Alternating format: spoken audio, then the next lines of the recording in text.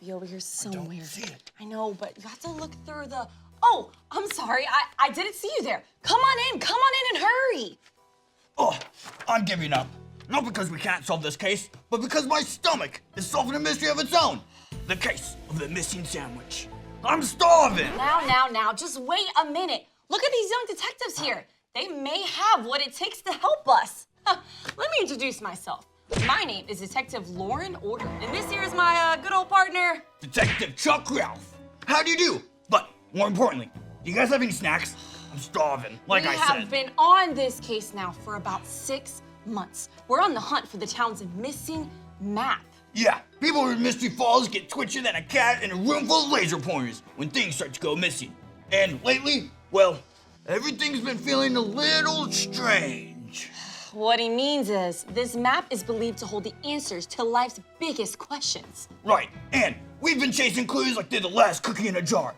But now, well, we're stuck. And to be honest, all this detective work is making me kind of hungry. Like I said before, we should really get some pizza with some deep dish and pepperoni. You know, I heard this place Jets. Detective. We're so close, and I can smell victory.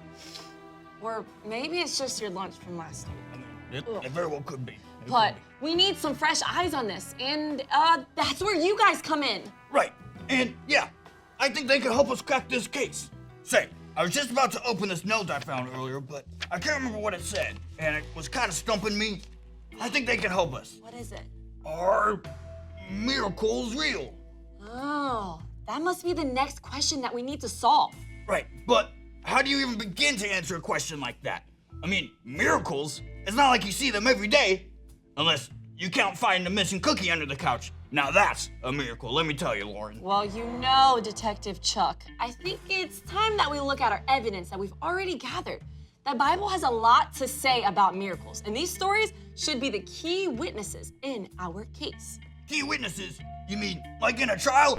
Order in the court! Order in the court! Easy, Chuck, cut it out. Okay. Think of these stories as testimonies showing us that miracles really do happen.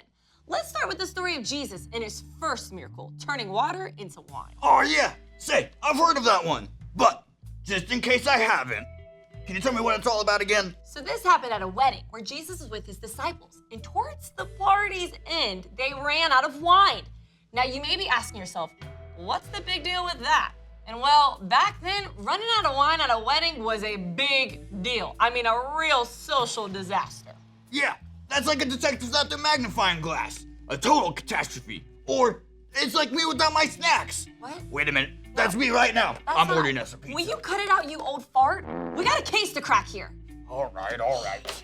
So Jesus' mother, Mary, tells the servant at the wedding to listen to Jesus. He told him to fill 6 huge stone jars with water. Wait a minute, 6? 6. Are you sure it wasn't 7? I'm pretty sure I read 7.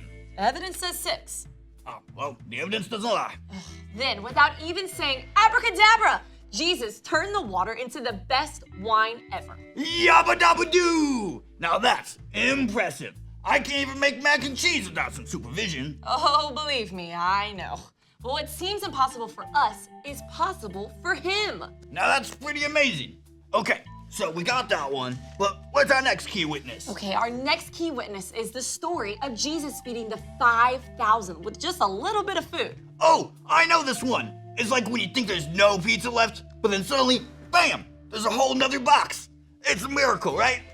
Exactly. Yeah, I knew I would get you with that one. Well, Jesus was teaching to 5,000 people, and all they had were 5 loaves of bread and 2 fish. Whoa, Detective Law and Order. That's barely enough for lunchtime. How in the world is it gonna feed 5,000 people? Right, and that's what everyone was thinking too. I know, that's why I asked the question. But do you know what? Jesus gave thanks, broke the bread and the fish, and it just kept multiplying.